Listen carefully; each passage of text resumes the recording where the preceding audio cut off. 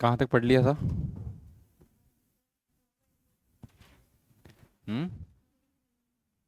20 तक? याद हो गए 20 तक आर्टिकल? हाँ।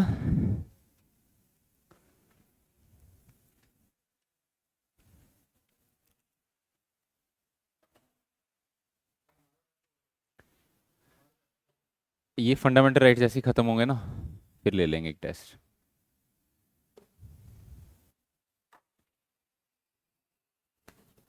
20 तक याद है सबको? फंडामेंटल राइट्स पूछूं मैं? हाँ।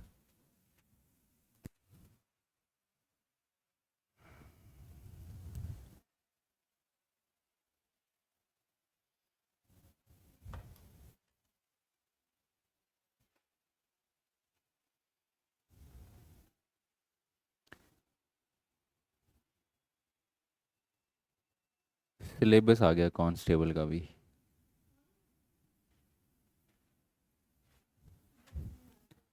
डाल दिया होगा ग्रुप में,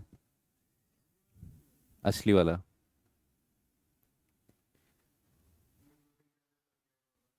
नहीं नहीं, असली वाला ही आया है।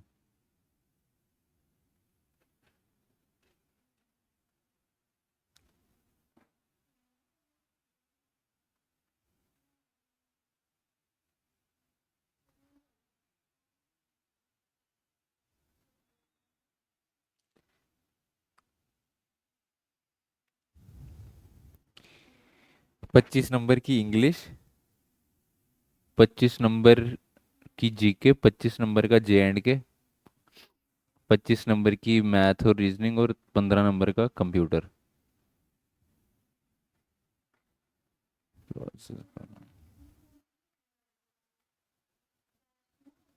रुको रुको, मैं डालता हूँ दूसरे वाले में भी।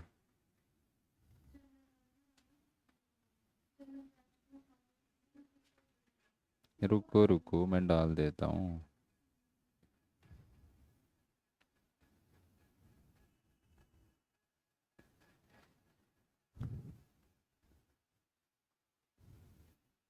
Important dates in Indian.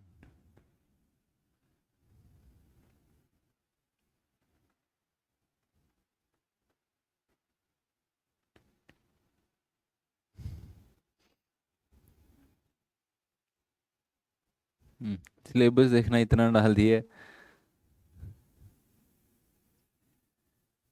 Political and physical division सब।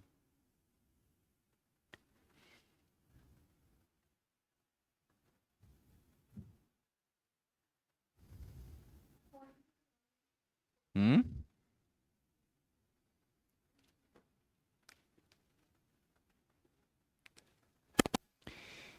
सारा ही सिलेबस डाला हुआ है इन्होंने।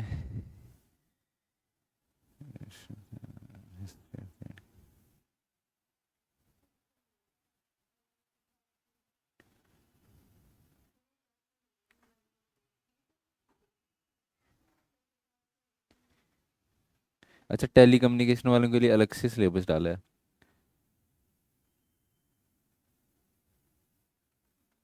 टेलीकॉम वाला भरा है आपने फॉर्म किसी ने? उसका अलग से भरना था क्या?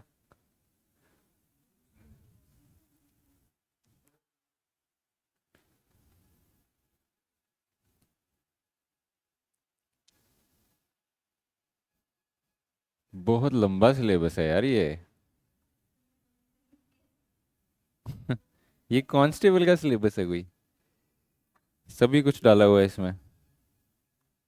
हिस्ट्री, पॉलिटी, ज्योग्राफी, इकोनॉमी भी है क्या?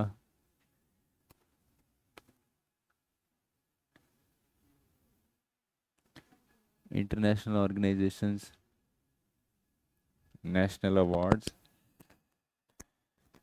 हाँ, इकोनॉमी भी है।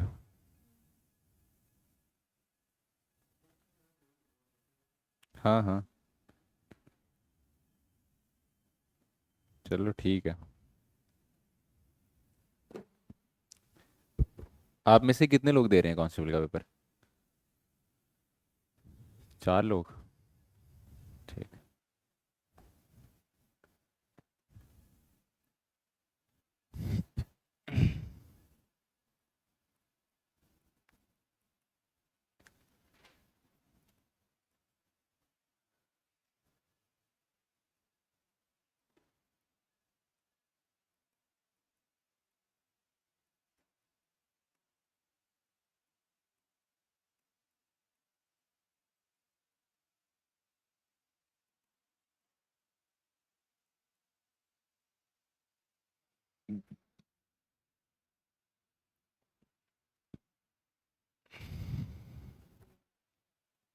आर्टिकल 21 क्या है? Protection of life and personal liberty. ठीक है, तो इस आर्टिकल में क्या लिखा है? No person shall be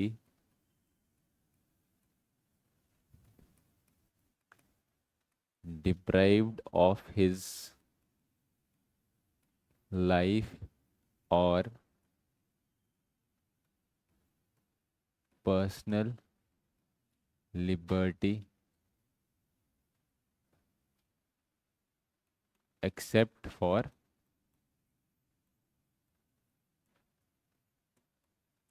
procedure established by law।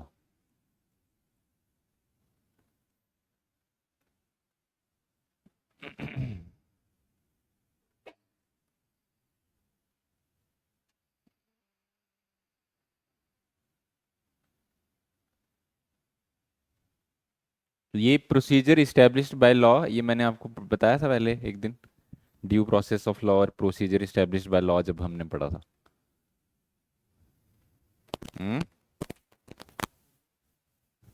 Procedure established by law,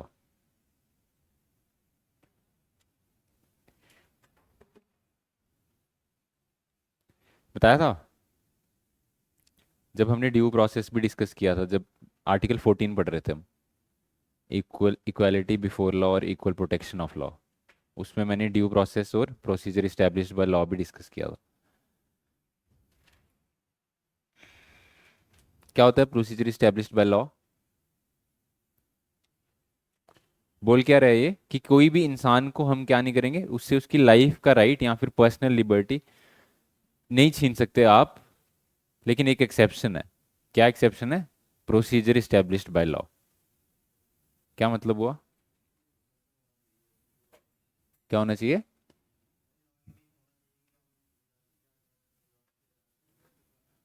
हाँ, कि आपको लाइफ तब तक मिलेगी जब तक लॉ जो है उसके अकॉर्डिंग चीजें हो रही हैं। जब आपने कोई ऐसी चीज कर दी जिसमें लॉ ऐसा बना है कि आपकी राइट टू लाइफ छीन सकते हैं, तो फिर आपका राइट टू लाइफ चले जाएगा।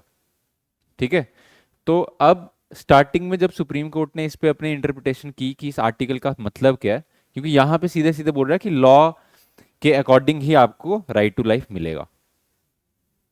ठीक है, पर्सनल लिबर्टी मतलब कि आपकी बिल्कुल इनर फ्रीडम। ठीक है, एक आप, हाँ, कुछ भी सोच सकते हो और जिस तरीके से आपको रहना है, व्यवहार करना है, वो आपकी एक इनर फ्रीडम होती है ना, पर्सनल लिबर्टी, जिस पर्सनल स्पेस जो है आपकी। ठीक है, वो नहीं आपसे कोई छीन सकता आपकी। पर यहाँ पे बोल रहे हैं कि प्रोसीजर इस्टेब्लिश्ड बाय लॉ आपकी पर्सनल लिबर्टी भी छीन सकता है और आपका राइट टू लाइफ भी छीन सकता है। सुप्रीम कोर्ट ने जब इसकी इंटरप्रिटेशन की स्टार्टिंग में, तो उसने बोला कि हाँ, ये प्रोसीजर इस्टेब्लिश्ड बाय लॉ आपकी छीन सकता है पर्सनल लिबर्टी और लाइफ। तो इसका क्या मतलब हो गया कि स्टार्टिंग में इनिशियली हमें प्रोटेक्शन किसके अगेंस्ट मिली? सिर्फ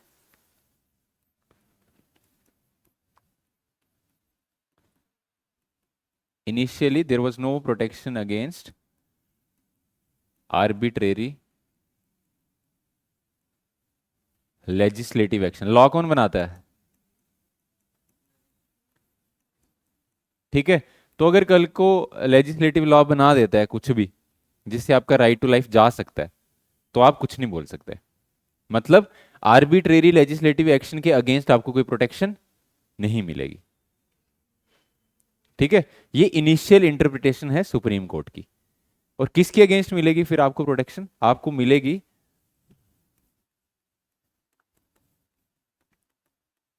protection against arbitrary executive action. ठीक है, तो आर्बिट्रेरी एग्जीक्यूटिव एक्शन मतलब कि पुलिस आपको ऐसे ही पकड़ के डिटेन कर दे। ठीक है, या फिर एडमिनिस्ट्रेशन आपको ऐसे ही आपके अधिकार छीन ले, तो एग्जीक्यूटिव एक्शन के अगेंस्ट तो आपको प्रोटेक्शन मिलेगी। लेकिन अगर पार्लियामेंट ने कोई लॉ ही बना दिया कि भाई इस केस में ऐसे ऐसे नहीं मिलेगा, तो फिर आपको उस केस में राइट टू लाइफ नहीं मिलेगा। ठीक है।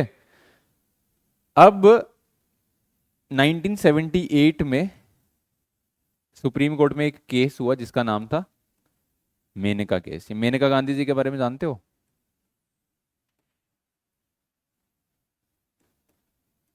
ठीक है।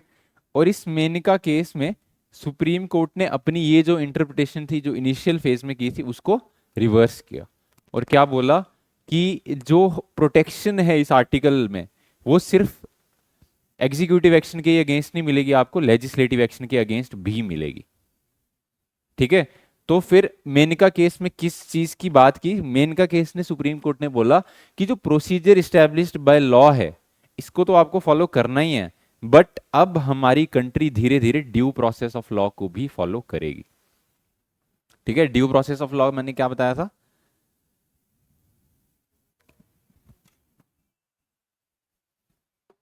हाँ, ड्यू प्रोसेस ऑफ लॉ क्या बताया था मैंने?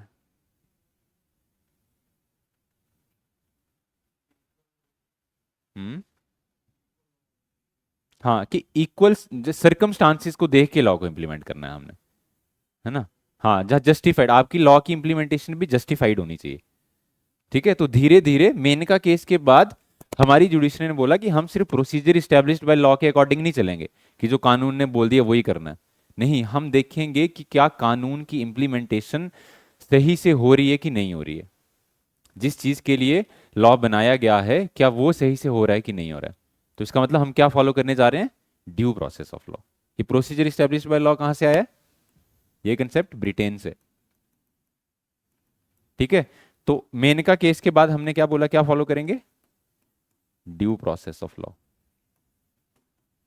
और ये यूएस का कंसेप्ट है।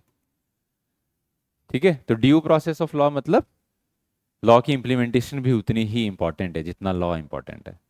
ठीक है। तो इसका मतलब राइट टू लाइफ आपका सिर्फ ऐसे नहीं है कि जानवरों की तरह आपको रखा जाए, आपको मतलब हम सबको।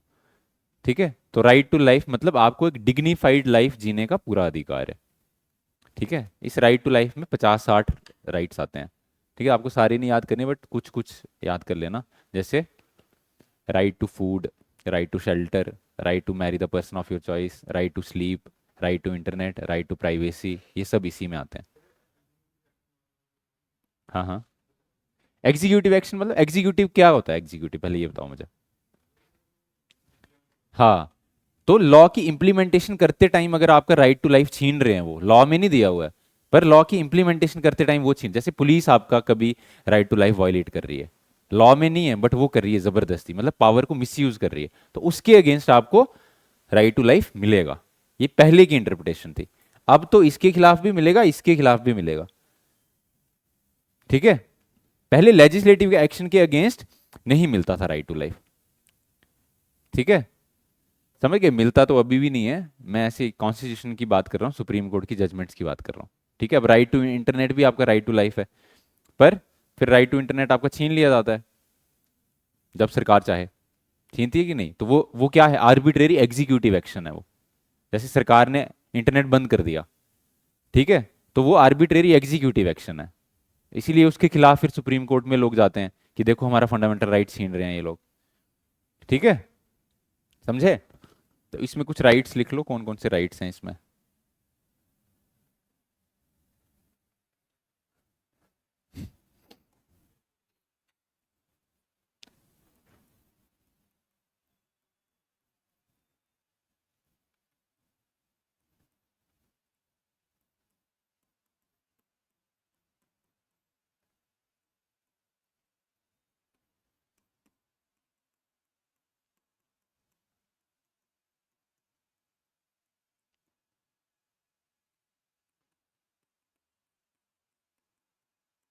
ये राइट टू प्राइवेसी तो इतनी बार पूछा जा चुका है इस पे क्वेश्चन। ठीक है। ये 2017 में ऐड हुआ है। ठीक है। एक केस था सुप्रीम कोर्ट में जिसका नाम था पुट्टा स्वामी केस।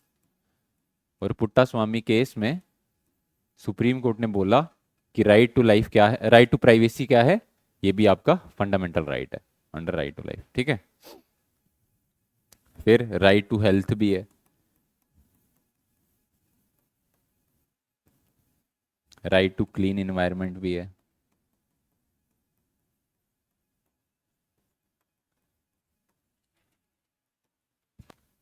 ठीक है। हाँ हाँ, राइट टू फूड शेल्टर। ठीक है, ये सब है इसमें, बहुत सारे राइट्स हैं। राइट टू इंफॉर्मेशन है इसमें, आरटीआई।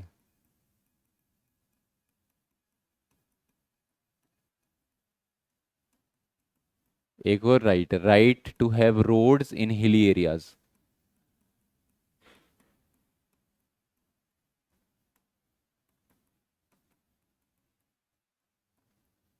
तो इसमें बड़े ज़्यादा राइट हैं, इतने तो हम नहीं कर सकेंगे। ठीक है, समझ में आया? आर्टिकल 21।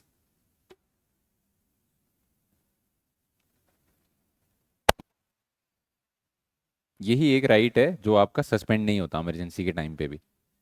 ठीक है, आर्टिकल 21।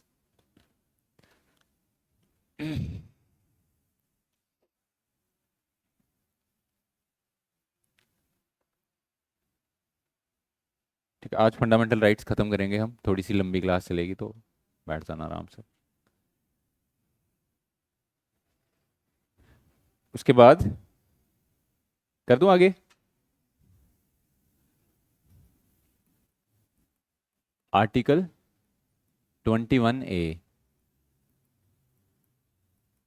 Right to education. ठीक है, ओरिजिनल फंडामेंटल राइट्स में तो नहीं था ये, इसको ऐड किया गया है। कब? 2002 में 86 कॉन्स्टिट्यूशनल अमेंडमेंट हुई थी। 86 कॉन्स्टिट्यूशनल अमेंडमेंट एक्ट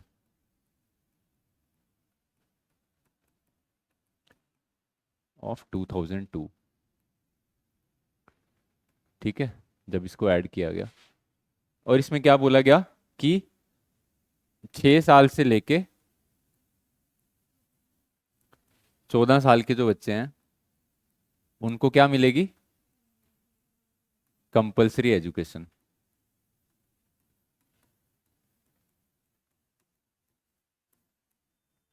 ठीक है, 6 से 14 साल के बच्चों को क्या मिलेगा? कंपलसरी एजुकेशन मिलेगी ही मिलेगी। ठीक है, इसका मतलब एलिमेंट्री एजुकेशन आपकी क्या बन गई? फंडामेंटल राइट बन गई। इसी के बाद फिर राइट टू एजुकेशन एक्ट भी आया इसी में।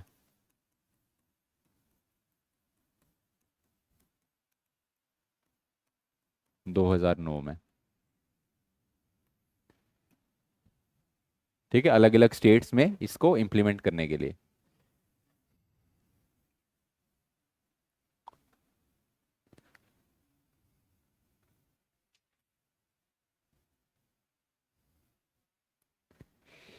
तो 6 से 14 साल के बीच में क्या मिलेगी सबको? Free and compels, free, free भी लिख लेना। ठीक है, सिर्फ यही 6 से 14 वाली क्यों की फ्री? सारी एजुकेशन क्यों नहीं फ्री कर दी? हम्म, हायर एजुकेशन क्यों नहीं फ्री की? हाँ, क्योंकि उस पर खर्चा ज़्यादा आता है सरकार का। ठीक है, फ्यूचर में करेंगे वो भी। ठीक है, उसके बाद आर्टिकल 22 लिखो। समझ आया ये?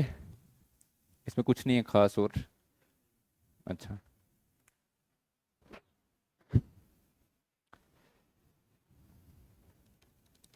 वरुण आप कितने दिन बाद आए? जब आए थे पिछली क्लास में कौन सा आर्टिकल किया था?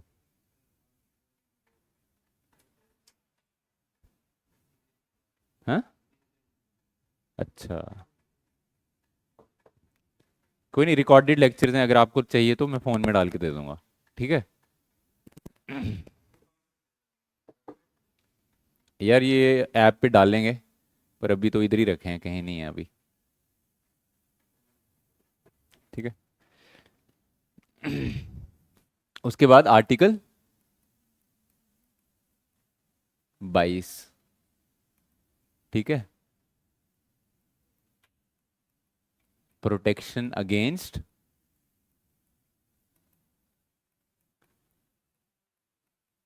डिटेंशन। तो जब आपको अथॉरिटीज या पुलिस पकड़ के लेके जाएगी, डिटेन करेगी, उस टाइम में आपके पास क्या क्या प्रोटेक्शंस हैं। ठीक है। तो मैंने आपको बताया था दो टाइप की डिटेंशन होती हैं, एक तो प्यूनिटिव डिटेंशन,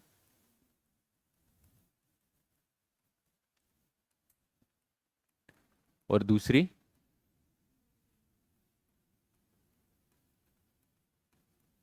प्रिवेंटिव डिटेंशन। ठीक है। अब ये प्यूनिटिव डिटेंशन क्या है? प्यूनिटिव डिटेंशन में ऑर्डिनरी लॉ यूज होता है। कौन सा लॉ? मतलब जो लॉ बना है, जो आईपीसी, सीआरपीसी, ठीक है, जो सेक्शंस पहले से बनी है वो ही यूज होंगी इसमें। प्यूनिटिव मतलब क्राइम हो गया, ठीक है, और क्राइम के बाद पुलिस जो है, जिसने भी क्राइम किया या जिस पे शक जो है, क्राइम के बाद उसको अरेस्ट करने जा रही है। ठीक है। और प्रिवेंटिव डिटेंशन में अभी क्राइम नहीं हुआ है, उससे पहले ही उस इंसान को अरेस्ट किया जा रहा है। ठीक है। तो दोनों के केस में पहले आप ये बताओ कि जब क्राइम हो जाता है उसके बाद जब पुलिस अरेस्ट करने आती है तो आपके पास क्या क्या राइट्स होते हैं?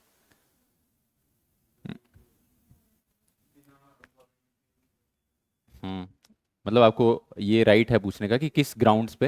हाँ हाँ हाँ हाँ। सोया तो उठाएंगे ना उसको। हाँ, फीमेल को तब नहीं कर, हाँ वो सुप्रीम। हाँ, राइट टू स्लीप पर क्या करें अब, इतने ऐसे नहीं ना कर सकते कि राइट टू स्लीप आपको दें। फिर राइट टू स्लीप मिलेगा आपको जेल में, फिर सुलाएंगे ना आपको, उधर तो सो सकते हो। अच्छा, एक इसमें क्या है कि आपको ग्राउंड्स अरेस्ट के बताए जाएं। ठीक है, आपको वारंट दिखाया जाए कि किस ग्राउंड्स पे आपको अरेस्ट किया जा रहा है, एक राइट आपके पास ये है। दूसरा? हम्म। नहीं नहीं, पुलिस वालों को कोई सफाई नहीं देनी होती। हाँ, वकील हायर कर सकते हैं। ठीक है। आप अपना लीगल जो भी लॉयर है उसको आप हायर कर सकते हो और तीसरा?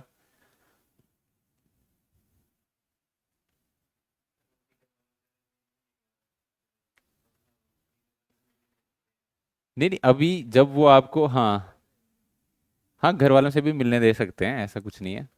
और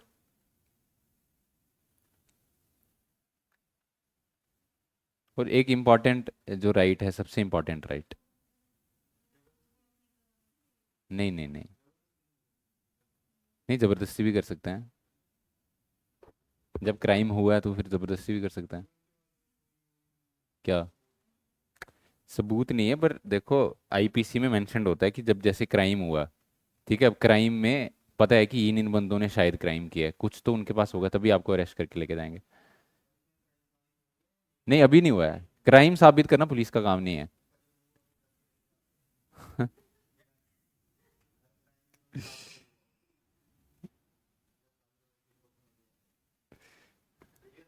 नहीं नहीं, ऐसा देखो, हाँ हो सकता है कि आप डिफेमेशन, बाद में आप डिफेमेशन का केस डाल सकते हो उन पे, इसलिए। पर ऐसा कोई ऐसा राइट नहीं है आपके पास कि मुंह ढक के ही लेके जाना है। देखो, एक इंपॉर्टेंट राइट ये है कि जो भी इंसान पुलिस कस्टडी में जाता है उसको 24 घंटे के अंदर अंदर मैजिस्ट्रेट के पास पेश करना होता है, सबसे इंपॉर्टेंट राइट है ये। ठीक है। तो क्योंकि पुलिस तो किसी को भी डिटेन करेगी, तो फिर वो मैजिस्ट्रेट चेक करेगा कि क्या इन्होंने सही बंदे को डिटेन किया है कि नहीं किया। हाँ, इसीलिए वो सैटरडे को करते हैं। ठीक है ना। हाँ, क्योंकि फिर संडे को पूरा दिन रख सकते हैं वो। ठीक है, पर फिर भी मंडे को तो लेके जाना ही पड़ेगा ना उधर, अगर उसको मारेंगे, अगर उसने उधर कोर्ट में जाके बोल दिया कि इन्होंने मेरे को मारा है। ठीक है। हम मार चलती है, पर कोर्ट में नहीं बोलता वो बंदा कि मेरे को मारा है। बोल दे तो बंदा सस्पेंड हो जाएगा पुलिस वाला। हाँ। नहीं नहीं, ऐसा नहीं है, अगर जिसको सच में अगर बहुत मारा होगा और अगर दिख रहा होगा, ऐसा प्रूव हो रहा होगा कि सच में मारा है इसको, ऐसे एक दो थप्पड़ मारा होगा वो दिखेगा ही नहीं, वो बोलेगा झूठ बोल रहा है ये। पर अगर ऐसे इनह्यूमन तरीके से मारा होगा कि सामने ही दिख रहा है, तो नहीं मार सकते, वो इलीगल है। जब तक आपको जुडिशियल कस्टडी ना मिले, जब तक मैजिस्ट्रेट ना बोले कि इस इंसान को जुडिशियल कस्टडी दे रहे हैं हम 14 दिन की, आप पूछताछ करो अब, फिर मार सकते हैं। हाँ, फिर वो क्राइम के ऊपर डिपेंड करता है कितना हीनियस क्राइम उसने किया है, उसके हिसाब से कर सकते हैं। वो क्राइम की उस पर डिपेंड करेगा कि जितना गंदा क्राइम उसने किया है उस हिसाब से उसको टॉर्चर भी किया जाएगा। अगर नॉर्मल ऐसे चोरी शोरी किया तो फिर इतना नहीं मारेंगे। ठीक है। चोर ज्यादा ढीठ होते हैं ना। तो इसमें लिखो पहला, राइट, लिखो खुद ही, मैं लिखवाता हूँ। Right to be informed, right to be informed of the grounds of arrest, right to be informed of the grounds of arrest. पर पुलिस वाले कहाँ ये फॉलो करते हैं, वो बताते भी नहीं, ऐसे उठा के ले जाते हैं बंदे को। हाँ, पर अगर कोई अवेयर सिटीजन हो उसको नहीं उठा के लेके जाते ऐसे। Right to be informed of the grounds of arrest. दूसरा लिखो, right to consult, right to consult and defended by a legal practitioner, by a legal practitioner. आपने मूवीज में देखा है ना, वो लोग जब पुलिस आती है किसी के पास तो बोलता है मैं, मेरे वकील से बात करो। उसके लीगल प्रैक्टिशनर, प्रैक्टिशनर, लॉयर लिख लो।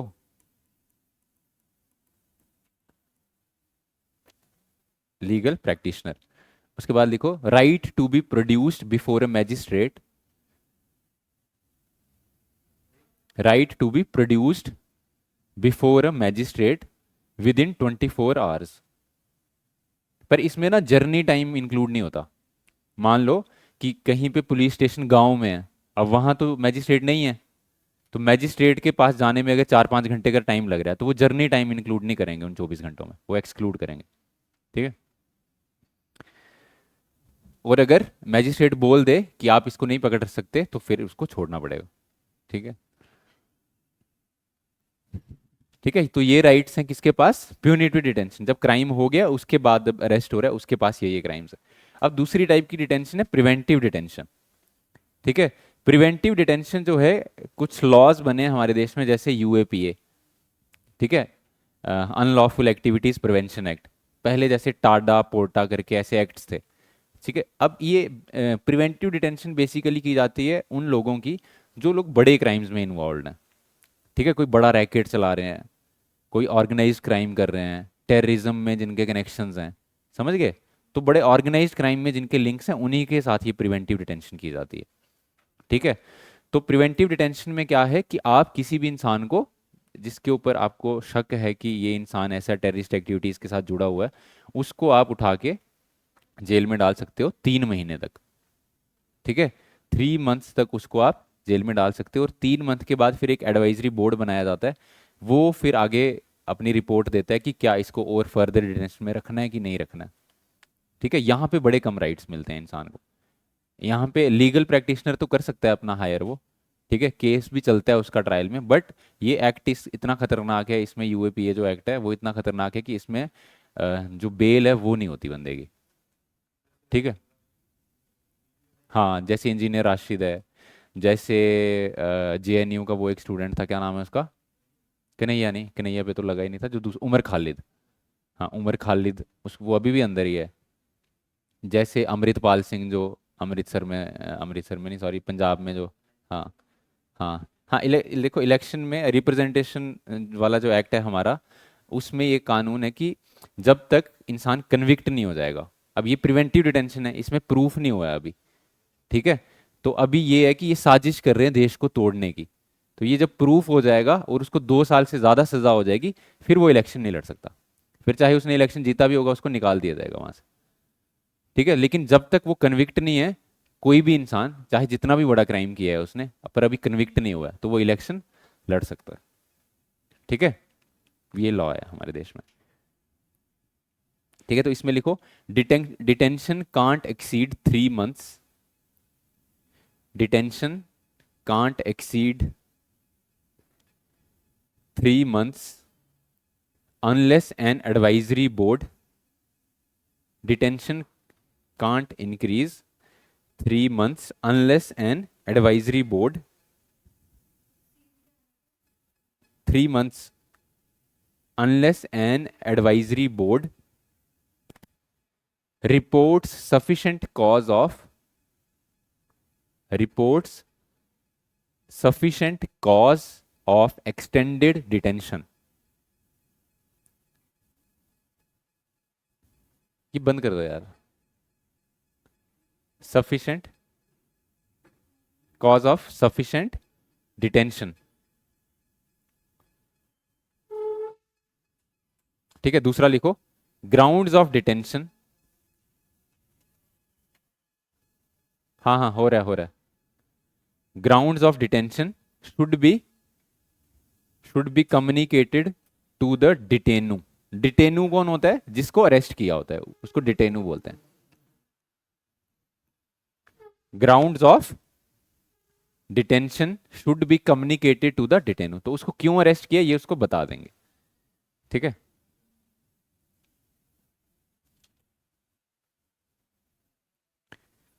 उसके बाद लास्ट पॉइंट लिखो, detenu should be afforded and should be afforded an opportunity to make a representation, should be afforded an opportunity to make a representation against the detention order, against the detention order.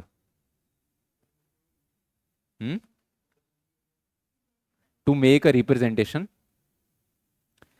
against a detention order. ठीक है, उसके बाद ठीक है, article 22 समझ आ गया, preventive और punitive detention. ठीक है, अब आर्टिकल 23 और 24 जो हैं वो किसकी बात करते हैं? 23 और 24 दोनों जो हैं, they are rights against exploitation.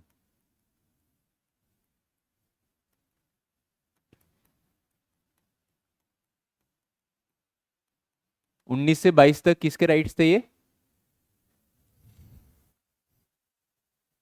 कौन से fundamental rights? Right to freedom. ठीक है, 14 से 18 राइट टू इक्वालिटी, 19 से 22 राइट टू फ्रीडम, और 23-24 राइट्स अगेंस्ट एक्सप्लॉयटेशन। ठीक है, अब एक्सप्लॉयटेशन में दो राइट्स हैं, एक तो 23 और दूसरा 24। 23 क्या बोलता है कि ट्रैफिकिंग इन ह्यूमंस को नहीं कर सकते हो आप, दूसरा किसी से भी फोर्स्ड लेबर नहीं करवा सकते। ट्रैफिकिंग इन ह्यूमंस मतलब इंसानों की तस्करी, इंसानों को खरीदना बेचना। ठीक है, तो ये चीज नहीं कर सकता कोई। दूसरा, किसी से भी फोर्स्ड लेबर, बंधुआ मजदूरी आप नहीं करवा सकते। ठीक है, तो इसमें लिखो प्रोहिबिशन, चाइल्ड लेबर 24 में, prohibition of trafficking in humans and forced labour.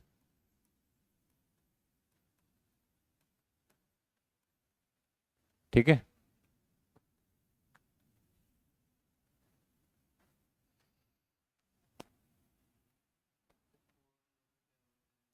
कि किसी फोर्स्ड लेबर मतलब बंधुआ मजदूरी, कि जैसे फोर्स्ड लेबर में क्या क्या चीजें आएंगी?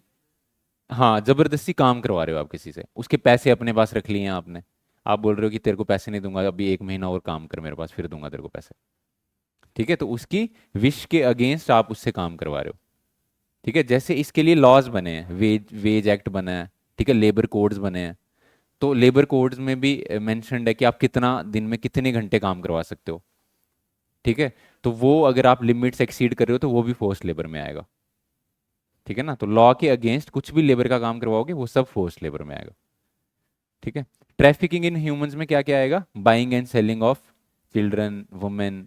ठीक है, ये सब ट्रैफिकिंग इन ह्यूमंस में आएगा। ठीक है,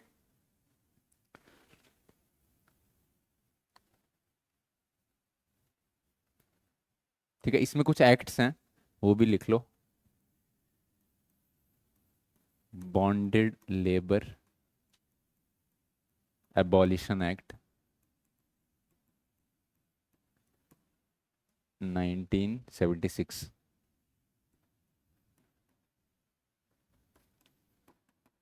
मिनिमम वेजेस एक्ट 1948।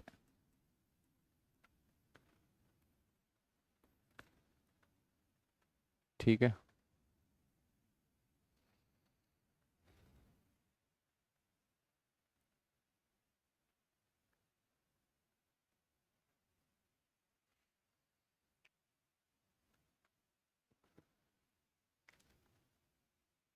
ठीक है, ट्रैफिकिंग में जिसको याद नहीं रहेगा वो लिख लेना। Buying and selling of women, children, etcetera. ठीक है, इंडिया में ना एक पहले देवदासी ट्रेडिशन हुआ करता था, पता है आपको? हाँ, क्या होता था ये? नहीं नहीं नहीं नहीं, मंदिरों में।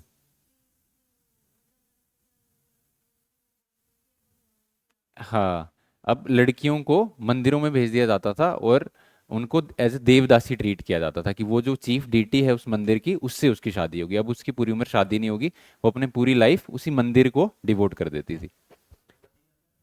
नहीं नहीं, सती नहीं। सती तो अलग है ना, सती मतलब कि पति की डेथ हो गई तो उसकी पत्नी भी साथ में ही चिता पे जल जाएगी, वो सती है। देवदासी मतलब छोटी लड़कियों को मंदिरों में दान दे दिया। ठीक है, अब वो लड़कियों को देवदासी बोला जाता था कि वो उस देव की दासी हैं, जो मंदिर का भगवान है वो उसकी दासी हैं। तो वो उसके लिए वहां पे कीर्तन भजन डांस फॉर्म्स ये सब वहां पे परफॉर्मेंस करती थी। ठीक है, तो इस पे भी बैन लगा दिया इस आर्टिकल के अंडर। हाँ, वो तो बहुत पहले, ब्रिटिशर्स के टाइम पे। हाँ। ठीक है, उसके बाद देखो आर्टिकल 24। नहीं होना चाहिए था।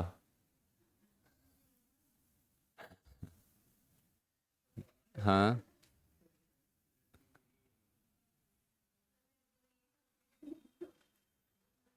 देखो भाई, इससे महान तो लड़कियां ही बनती हैं, लड़कों को क्या फायदा है?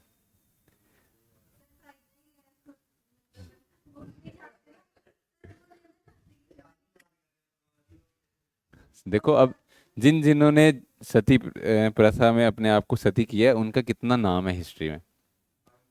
ठीक है, रानी पद्मावती अब कितनी फेमस है, जौहर किया है उन्होंने तो। नहीं किया होता तो कौन जानता। हाँ हाँ, देखो, हाँ, फोर्सफुली कहीं कहीं पे होता था, ज्यादातर जो है वो वॉलेंटियरली ही होता था, फोर्सफुली नहीं करते थे लोग। हम्म। हम्म। हाँ, वो एक्सप्लॉइट करते थे उन लेडीज को, तो उससे बचने के लिए वो लोग करते थे ये सती प्रथा। ठीक है, तो उतना कुछ खराब नहीं था, ठीक ही है। ठीक है, आर्टिकल 24 में लिखो प्रोहिबिशन ऑफ एम्प्लॉयमेंट। पर कहीं कहीं पे जबरदस्ती करते थे तो वो अच्छा नहीं है।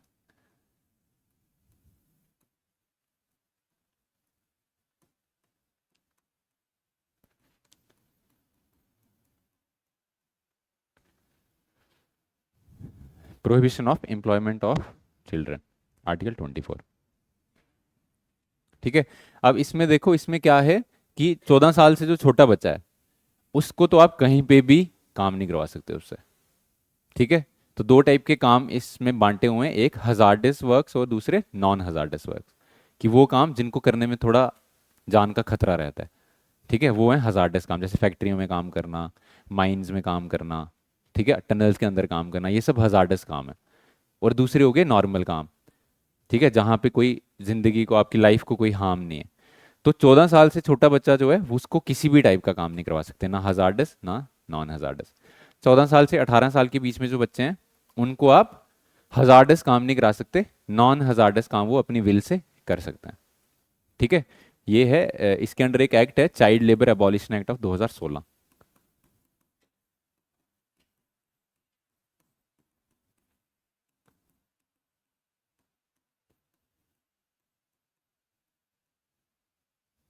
ठीक है,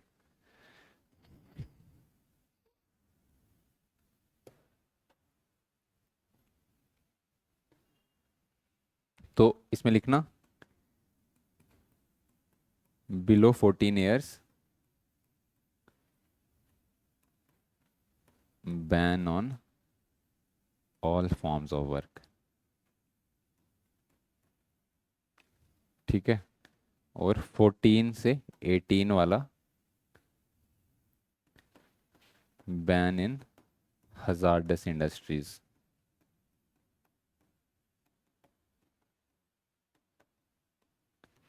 ठीक है। पर एक और एक्सेप्शन है इसमें, जो आर्टिस्टिक काम होता है, जैसे छोटे बच्चे एक्टिंग करते हैं मूवीज में, या गाना गाते हैं, पेंटिंग करते हैं, उसको काम नहीं माना जाता है। ठीक है, वो काम वो कर सकते हैं, उस काम के अगेंस्ट ये एक्ट नहीं है। ठीक है, तो एक्सेप्शन है इसमें आर्टिस्टिक वर्क।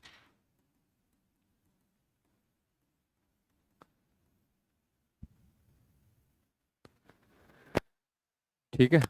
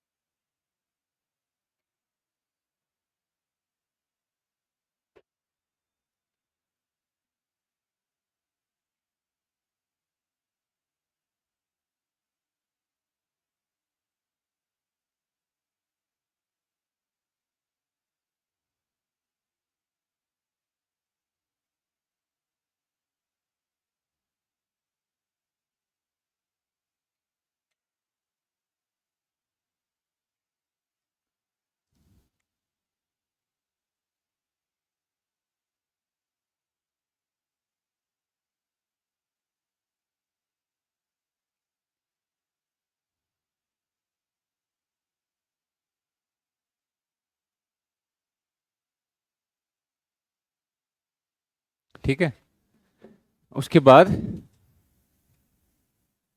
आर्टिकल 25 से लेके 28 तक, ये किसके आर्टिकल्स हैं?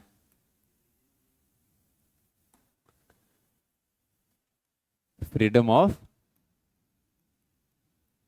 रिलीजन।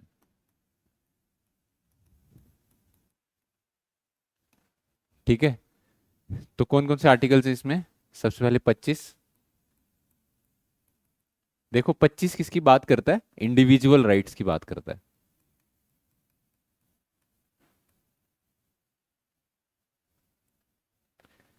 Individual rights. ठीक है, तो ये चार टाइप के राइट्स आपको देता है। राइट टू कॉन्शियस,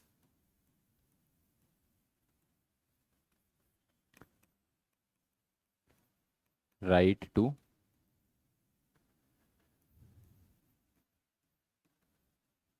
प्रोफेस,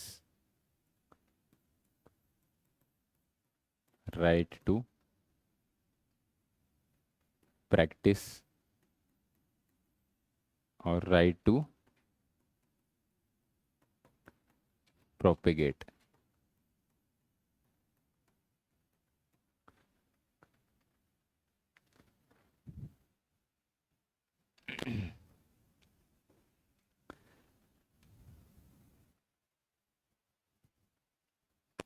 ठीक है, तो चार राइट्स इंडिविजुअल, मतलब हर एक इंसान को ये राइट मिला है कि वो क्या करे। एक तो राइट टू कॉन्शियस, मतलब उसकी अंतरात्मा में क्या विचार हैं, क्या वो सोचता है, वो उसको राइट है। दूसरा, राइट टू प्रोफेस, मतलब अब जो वो सोच रहा है उसको वो क्या कर सकता है, पब्लिकली एक्सप्रेस भी कर सकता है। ठीक है, फिर राइट टू प्रैक्टिस, उसको प्रैक्टिस भी कर सकता है। ठीक है, और फिर प्रैक्टिस के बाद क्या कर सकता है, प्रोपेगेट भी कर सकता है, अपना जो रिलीजियस मैसेज है वो बाकियों को भी दे सकता है। ठीक है, तो ये सब क्या है, इंडिविजुअल राइट्स, हर एक इंसान के पास ये राइट्स। बट इसमें कुछ रिस्ट्रिक्शंस भी हैं। ठीक है, रिस्ट्रिक्शंस क्या हैं?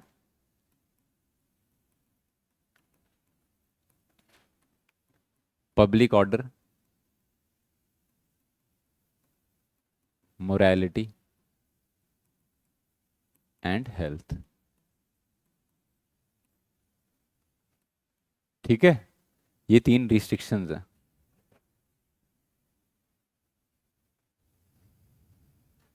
कि आप पब्लिक ऑर्डर खराब नहीं कर सकते, कोई भी चीज़ मोरालिटी के अगेंस्ट नहीं आप कर सकते रिलीजन के नाम पे, और आप ऐसा कुछ नहीं प्रैक्टिस कर सकते जिससे इंडिविजुअल्स की हेल्थ को नुकसान हो रिलीजन के नाम पे। ठीक है, ये सब रिस्ट्रिक्शंस है।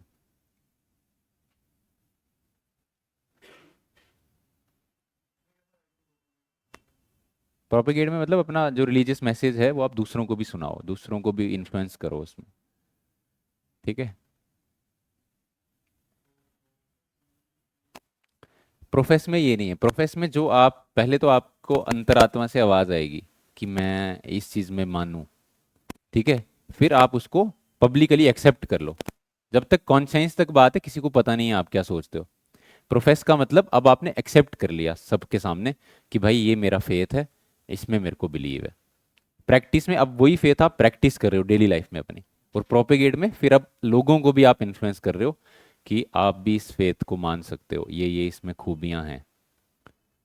ठीक है, बट ये कहीं पे भी आपको जबरदस्ती किसी को कन्वर्ट करने का राइट नहीं देता है। आप बस अपने रिलीजन को प्रमोट कर सकते हो, किसी को कन्वर्ट नहीं कर सकते। ठीक है। उसके बाद आर्टिकल 26।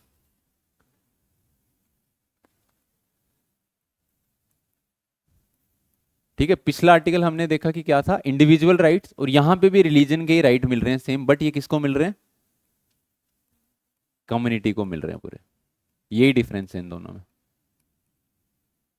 ठीक है, तो आर्टिकल 26 किसकी बात करता है, फ्रीडम ऑफ रिलीजन, पर किसकी रिलीजन की फ्रीडम, पूरी कम्युनिटी के रिलीजन को प्रोटेक्ट करने की बात करता है। ठीक है, तो कम्युनिटी क्या कर सकती है, कोई भी कम्युनिटी है वो अपने रिलीजन को अपने हिसाब से क्या कर सकती है, मैनेज कर सकती है। ठीक है, रिलीजियस इंस्टीट्यूशंस को मैनेज कर सकती है, चैरिटेबल ट्रस्ट को मेंटेन कर सकती है अपने हिसाब से। ठीक है, तो उसकी रिलीजन में जो जो चीज़ें लिखी हैं उसके हिसाब से वो अपने रिलीजन को चलाए, उसमें सरकार कुछ आपके साथ छेड़खानी नहीं करेगी। ठीक है, लेकिन जो भी वो प्रॉपर्टी एक्वायर करेंगे, ठीक है, अभी आप देख रहे हो ना वक्फ बोर्ड का बड़ा मसला बना हुआ है। अभी जो भी प्रॉपर्टी रिलीजन के नाम पे एक्वायर करेगा कोई भी ट्रस्ट, वो अकॉर्डिंग टू लॉ ही होनी चाहिए। ऐसा नहीं है कि वो देश का जो कानून है उससे बड़े हो गया। ठीक है, कानून के दायरे में ही रह के उनको चीज़ें करनी है। ठीक है, तो लिखो, right to manage religious affairs.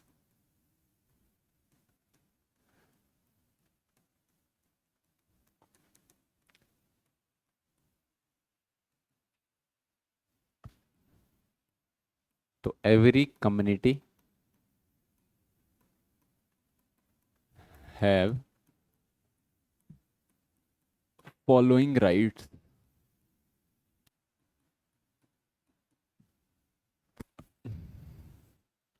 कौन कौन से राइट्स हैं, सबसे पहले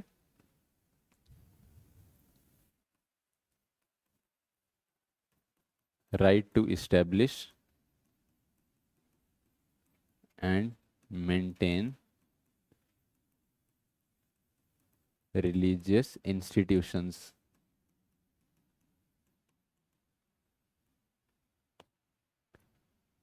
ठीक है, दूसरा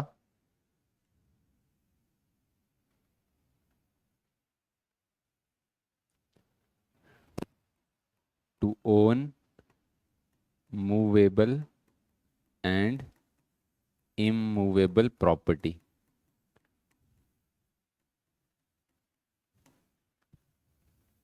ठीक है, और तीसरा मैनेज सच प्रॉपर्टी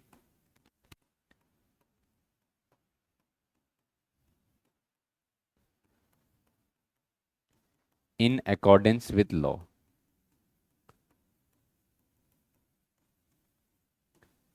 तो कोई भी कम्युनिटी क्या कर सकती है, अपने लिए रिलीजियस इंस्टीट्यूशंस को इस्टेब्लिश कर सकती है।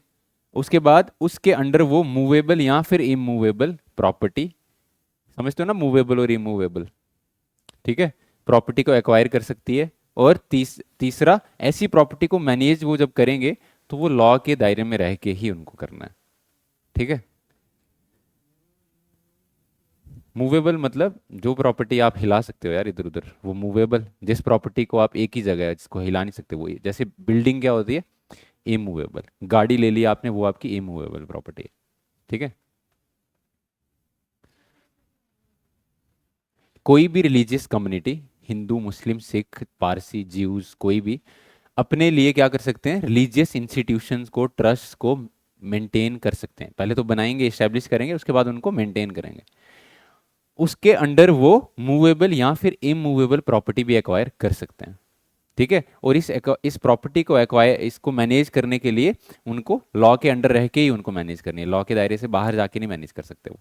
लॉ को फॉलो करना है, जो देश का लॉ होगा वो फॉलो करना होगा। हम्म। नहीं, वक्फ बोर्ड तो इसी के अंडर बन गया ना। हाँ, वक्फ बोर्ड मतलब, वक्फ देखो, वक्फ का क्या मतलब होता है। इस्लाम में, कोई मुस्लिम है आप में? इस्लाम में वक्फ का मतलब होता है आपकी प्रॉपर्टी का वो हिस्सा जो आपको दान देना है, उसको वक्फ बोलते हैं।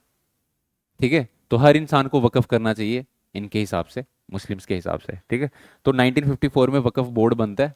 ठीक है, जो बोर्ड जब बनाया जाता है वो इसलिए कि जो भी मुस्लिम्स हैं वो लोग जो भी डोनेशंस करना चाहते हैं वो इस बोर्ड के थ्रू डोनेशंस कर सकते हैं।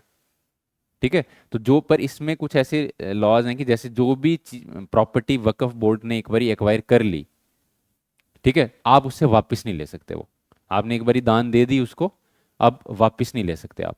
दूसरा, इसमें एक लॉ ये है कि कोई प्रॉपर्टी अगर वक्फ बोर्ड के अंडर है, क्लेम करता है वक्फ बोर्ड कि ये प्रॉपर्टी हमारी है, तो वहां पे ये साबित करना कि ये प्रॉपर्टी उसकी है कि नहीं, ये उसको साबित करना है जो बोल रहा है कि ये प्रॉपर्टी मेरी है। समझ रहे हो, कल को आपके घर को बोल दिया वक्फ बोर्ड ने कि ये प्रॉपर्टी हमारी है, तो आपको साबित करना पड़ेगा कि ये प्रॉपर्टी मेरी है। आपको कागज दिखाने पड़ेंगे अपनी जमीन के। अगर आपके पास कागज नहीं है तो वो प्रॉपर्टी वक्फ बोर्ड की हो जाएगी। ठीक है, तो ऐसी कुछ इसमें कुछ चीज़ें हैं जो खराब हैं, इसीलिए उसको अमेंड करने की कोशिश कर रहे हैं वो। ठीक है, वक्फ बोर्ड के पास इस टाइम देश में तीसरे नंबर पे प्रॉपर्टी है हमारे देश में। ठीक है, हमारे देश में सबसे ज़्यादा प्रॉपर्टी डिफेंस के पास है, दूसरे नंबर में रेलवे के पास, और तीसरे नंबर पे वक्फ बोर्ड के पास प्रॉपर्टी है। ठीक है, 9 लाख हेक्टेयर प्रॉपर्टी है वक्फ बोर्ड के पास। ठीक है, और लगभग 9 लाख प्रॉपर्टीज हैं उनके पास, ऐसे गिने अगर 1 2 3 4 तो 9 लाख प्रॉपर्टीज पूरे देश में। ठीक है, तो बना तो वक्फ बोर्ड को ये राइट जो मिलता है वो इसी राइट, इसी एक्ट से मिलता है, इसी आर्टिकल से मिलता है। आर्टिकल 26 है कि कोई भी कम्युनिटी अपने लिए रिलीजियस इंस्टीट्यूशंस को मेंटेन कर सकती है।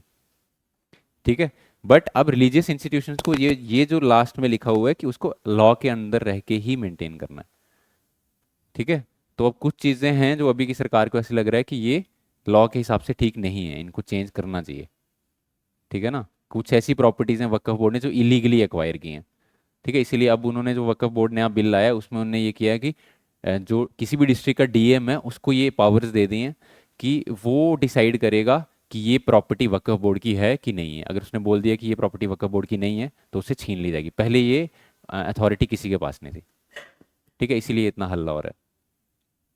ठीक है ना, उसके बाद article 27।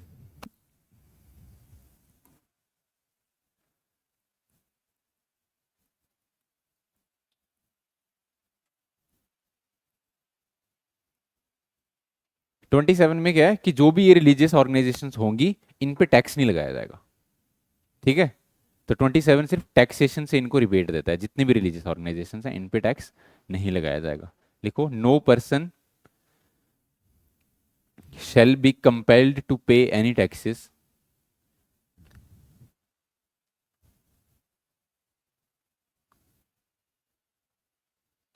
no person shall be compelled to pay any taxes for the promotion or maintenance of any particular religion.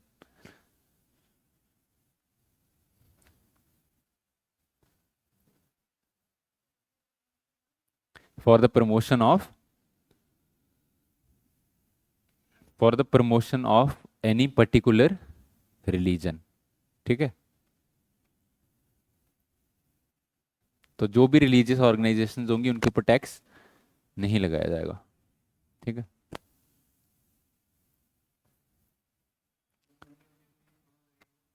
उनके ट्रस्ट में ही जाएगी। अब देखो पता क्या है यार, यहाँ पे बड़ा झोल है। झोल ये है कि जितने भी हिंदू ट्रस्ट है ना, उन सब पे कंट्रोल है गवर्नमेंट का। ठीक है, तो वो गवर्नमेंट ने अपने ही कंट्रोल में रखे हैं। उसमें क्या है कि उसके लिए अलग से एक एक्ट बनाया है। ठीक है, हिंदू रिलीजियस डिनोमिनेशन एक्ट बनाया हुआ है। तो उसमें क्या है, जितने भी रिलीजियस डिनोमिनेशन हैं हिंदू वाले, उनका मैक्सिमम सबका कंट्रोल जो है वो गवर्नमेंट के पास है, तो गवर्नमेंट अपने हिसाब से रेगुलेट करती है उनको। ठीक है, बस बाकी जो धर्म है हमारे देश में, वहाँ पे गवर्नमेंट के पास कंट्रोल नहीं है। वहाँ पे भी है थोड़ा बहुत, पर इतना ज़्यादा नहीं। जैसे वक्फ बोर्ड है, वक्फ बोर्ड में भी जो मेंबर्स आते हैं वो गवर्नमेंट के थ्रू आते हैं कुछ मेंबर्स, बट इतना ज़्यादा कंट्रोल नहीं है वहाँ पे गवर्नमेंट का। कंट्रोल सारा वहाँ पे उन्हीं लोगों के पास है। जैसे जो सिख ऑर्गेनाइजेशन हैं उनका सारा कंट्रोल उन्हीं के पास, सरकार का कंट्रोल नहीं। हिंदुओं के मंदिरों में ज़्यादा कंट्रोल है, इसीलिए अभी फ्री हिंदू टेम्पल्स मूवमेंट भी चल रही थी थोड़े टाइम पहले। वो इसीलिए कि सरकार ने हिंदू, क्योंकि हिंदू टेम्पल्स में ज़्यादा पैसा और ज़्यादा सब कुछ है, तो इसलिए उन पे ज़्यादा कंट्रोल रखा हुआ है उन्होंने। ठीक है, उसके बाद लिखो आर्टिकल 28।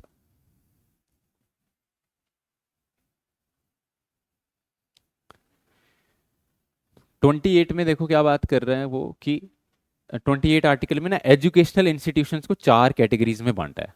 जो देश में एजुकेशनल इंस्टीट्यूशंस हैं, कौन कौन सी कैटेगरी? पहली, वो एजुकेशनल इंस्टीट्यूशंस जो गवर्नमेंट ओन करती है, जैसे गवर्नमेंट स्कूल्स, गवर्नमेंट कॉलेजेस, ये सब गवर्नमेंट इंस्टीट्यूशंस। दूसरा और तीसरे वो इंस्टीट्यूशंस जो गवर्नमेंट ओन्ड तो नहीं है, पर गवर्नमेंट से फंड्स लेते हैं, गवर्नमेंट से एड लेते हैं, गवर्नमेंट से रिकॉग्नाइज्ड हैं। जैसे प्राइवेट इंस्टीट्यूशन जो गवर्नमेंट से रिकॉग्नाइज्ड होते हैं, पर चलाते प्राइवेट लोग खुद हैं। और चौथा वो जो चैरिटेबल ट्रस्ट हैं, जिनका गवर्नमेंट के साथ कुछ लेना देना नहीं है, जो गवर्नमेंट से एड और एडवाइस, कुछ एड भी नहीं लेते हैं, फंड्स भी नहीं लेते। ठीक है। अब जो पहले ये गवर्नमेंट इंस्टीट्यूशंस हैं, यहाँ पे आप किसी भी टाइप की रिलीजियस इंस्ट्रक्शन नहीं दे सकते। समझ गए? चाहे गवर्नमेंट स्कूल है, चाहे गवर्नमेंट कॉलेज है, वहां पे सरकार रिलीजियस इंस्ट्रक्शन नहीं दे सकती, क्योंकि वो एक रिलीजन को प्रमोट करेगी फिर सरकार, इसका मतलब ये है, इसीलिए नहीं दे सकते। जो सेकंड और थर्ड कैटेगरी के इंस्टीट्यूशन हैं जो गवर्नमेंट के द्वारा रिकॉग्नाइज्ड हैं या फंड्स लेते हैं, पर चलाते प्राइवेट लोग हैं उनको, वहां पे वॉलेंटियरली बेसिस पे आप इंस्ट्रक्शंस दे सकते हो। वॉलेंटियरली मतलब पूछ के, बच्चों से पूछ के या उनके माँ बाप से पूछ के कि ये हम यहाँ पे ये करिकुलम लेने जा रहे हैं, तो क्या आपको इससे कोई प्रॉब्लम तो नहीं है।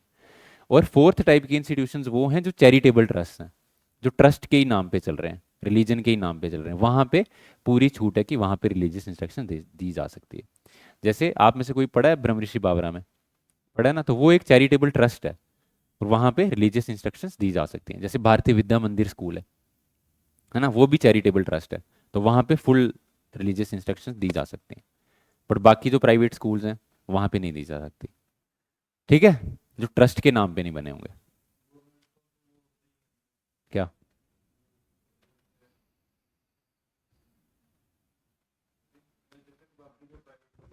हम्म हम्म हम्म।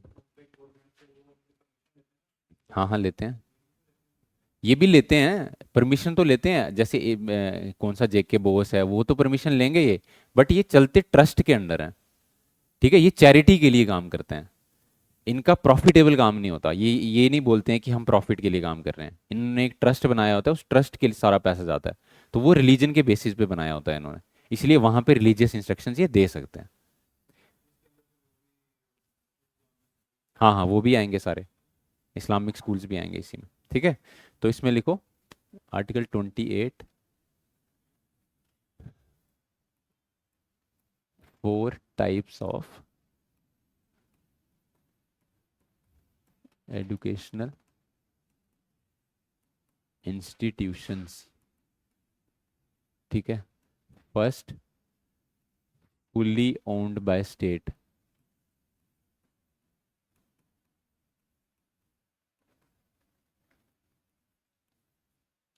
दूसरा,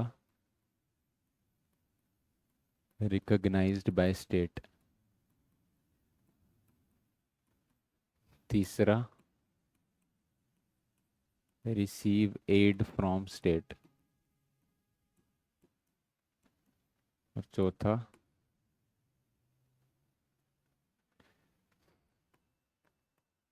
फॉर्म्ड अंडर ट्रस्ट।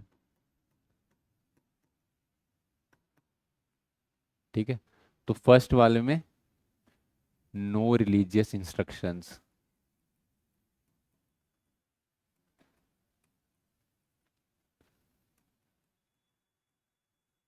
सेकंड और थर्ड में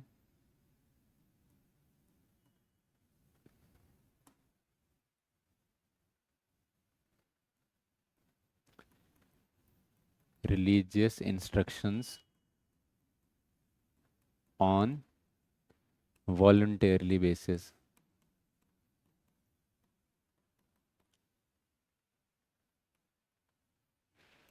बेसिस, और यहाँ पे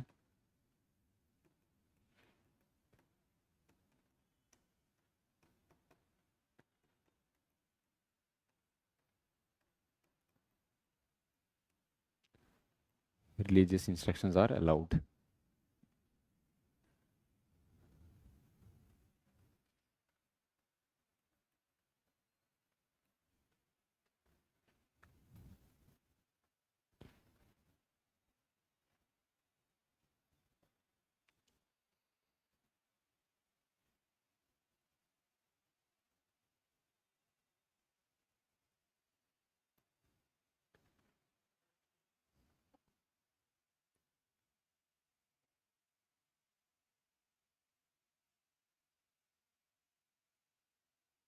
ठीक है, हो गया।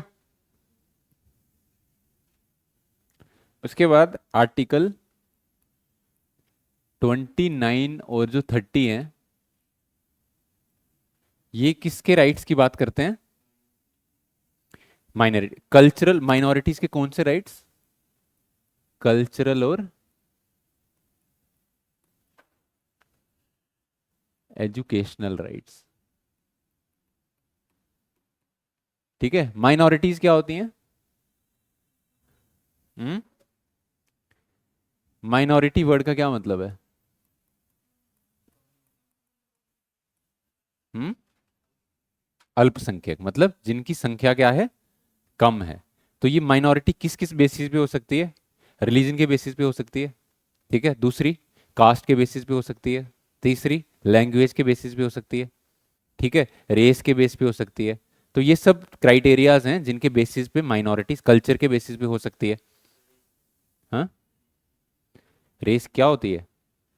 रेस बताया था ना मैंने आपको। बताओ रेस क्या होती है? जैसे नहीं, पहले बताओ रेस होती है। हाँ,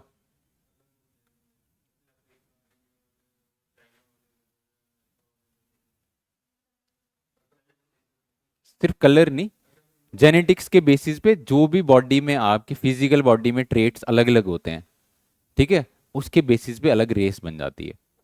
ठीक है, due to certain environmental conditions, जहाँ पे वो लोग रहते हैं, वहाँ पे एक टाइप की कंडीशंस हैं, और उन कंडीशंस के साथ कोप करने के लिए उनकी बॉडी का स्ट्रक्चर एक टाइप का बन जाता है। ठीक है, तो वो दूसरों से थोड़े अलग दिखने लगते हैं। हाँ, जैसे हमारे इंडिया में लद्दाख साइड मोंगोलॉइड्स दिखते हैं। ठीक है, नॉर्थ में इस तरफ आर्यंस दिखते हैं, साउथ में द्रविडियंस दिखते हैं। ठीक है, अफ्रीका में निग्रोज दिखते हैं। ऐसे इन सब की करेक्टरिस्टिक्स हैं अलग अलग। ठीक है, इनके सबके करेक्टरिस्टिक्स हैं, कितनी हाइट होगी, कलर कैसा होगा, ठीक है, बाल कैसे होंगे, आंखें कैसी होंगी, नाक कैसा होगा, ये सब करेक्टरिस्टिक्स हैं इनके। और ये बनी कैसे हैं रेसिस? During evolution. ठीक है, एवोल्यूशन के टाइम पे जैसी जैसी जगह पे जैसे जैसे लोग रहे, तो उस टाइप से उनका एवोल्यूशन वैसा वैसा ही होता गया। ठीक है ना, डार्विन की थ्योरी पढ़ी है ना एवोल्यूशन की, कि जो अच्छे ट्रेट्स हैं वो हमने ले लिए, जो खराब थे वो छोड़ दिए। ठीक है, समझ आ गया रेस? तो इसमें दो माइनॉरिटीज के कल्चरल और एजुकेशनल राइट्स को प्रोटेक्ट करने की बात करता है आर्टिकल 29 और 30। ठीक है, तो 29 क्या बोलता है?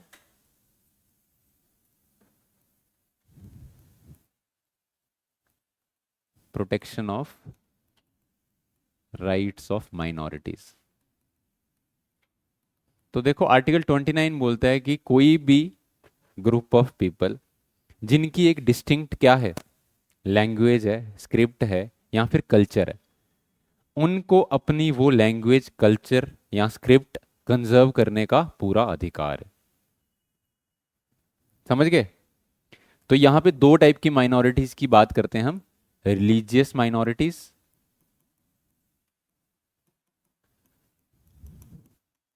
And linguistic minorities.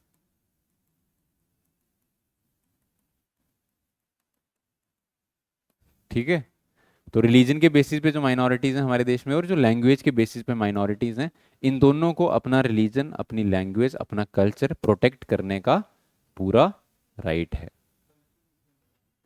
कल्चर में ही सब कुछ आएगा। ठीक, कल्चर तो एक ब्रॉड टर्म हो गई ना, लैंग्वेज भी कल्चर में ही आती है। ठीक है, आपका रहना सहना खाना पीना सब कुछ कल्चर में। हाँ,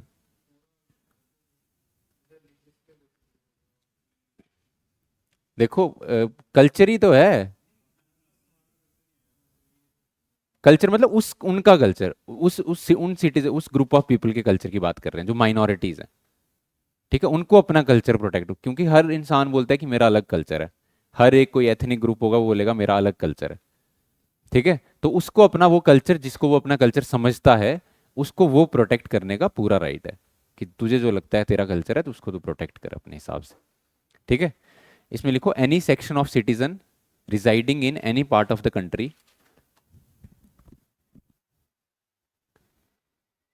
any citizen of the any section of citizens residing in any part of the country having a distinct language, having a distinct language, basically ये राइट्स, ये आर्टिकल 2930 ट्राइबल्स के लिए बनाए गए थे। ठीक है, residing in any part of the country, residing in any part of the country, having a distinct language, having a distinct language, comma, script, SCRIPT, script, or culture of its own, of culture or culture of its own, shall have the right, shall have the right to protect the same, shall have the right to protect the same।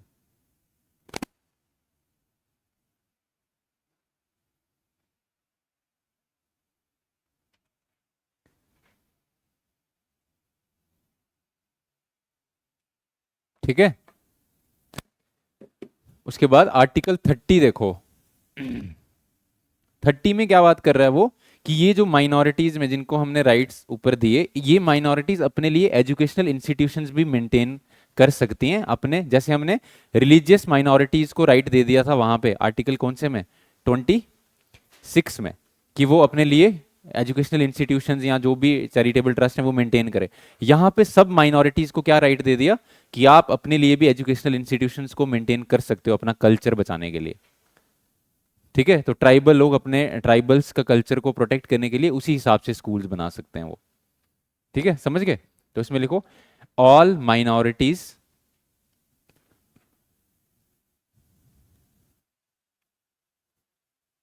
shall have the right to establish and administer educational institutions।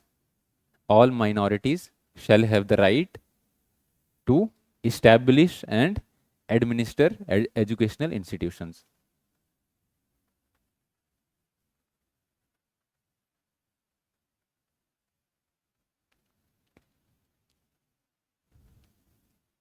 ठीक है, समझ गए? बस इतने ही fundamental rights हैं आपके। इसके बाद आर्टिकल 32 है, वो रिट्स है, कल करेंगे वो। ठीक है, सबसे इंपॉर्टेंट 32 ही है वैसे। समझ में आया? ठीक है,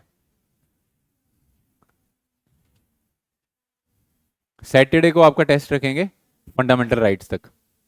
ठीक है,